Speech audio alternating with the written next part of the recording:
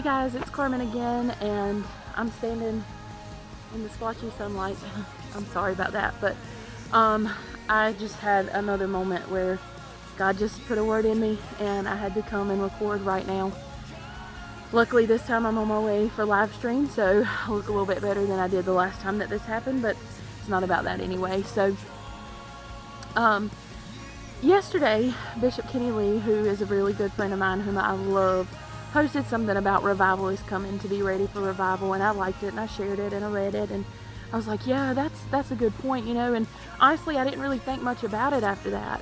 And then today, God just started speaking to me about revival and the brink of the revival that we are on right now in our world.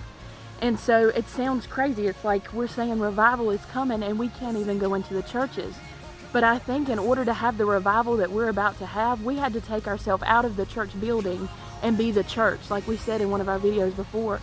And so here we are, and we have to redefine revival, because revival for so many years has been Friday, Saturday, Sunday, so-and-so's coming to preach at our church, we're having revival, or we're having a week-long revival at our church, Bishop so-and-so's coming to preach, or whatever.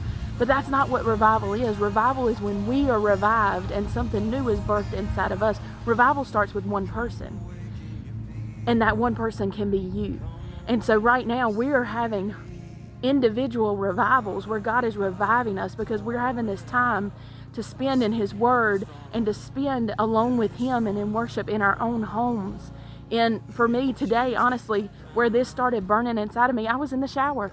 It's some of the quiet time that I get because I am a mom. And if all my moms out there can type amen right here, because we don't have very many moments where somebody's not, Mom, I need you, honey, I need you.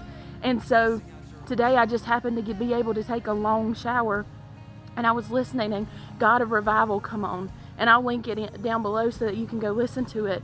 And it said, come awaken these cities, come awaken your people, pour it out. And it just lit something inside of me. God, awaken me, pour out your Spirit on me. So whenever we do get to go back to church, I'm not going back the same person I was the last time that I went into that church building. Because people are getting to be on their couch and get to know our pastors and our leaders, and they're getting to see what we believe and where we're at.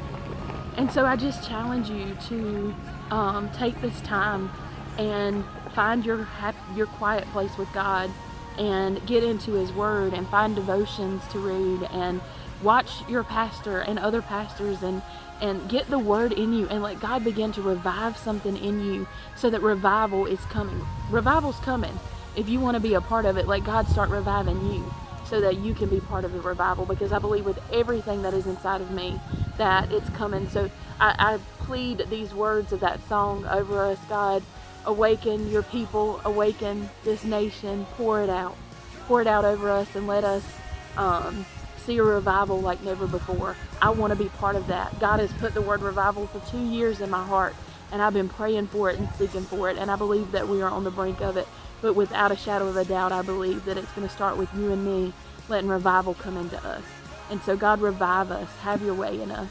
And so thank you for taking time. Again, I don't feel like my heart's going to explode anymore, because now I've shared that word.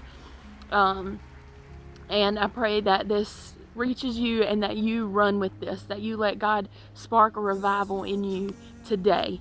And don't wait for something big to happen, but be something big that happens. Let God radically change you. Let God get a hold of you and do a work in your life right now. Not at the next conference you go to, but what's going to be real and what's going to be sticking in you is going to be what God does right now in your bedroom, as you're driving down the road worshiping, in your quiet time with Him. So I pray that this just sparks something inside of you so that revival will come in you.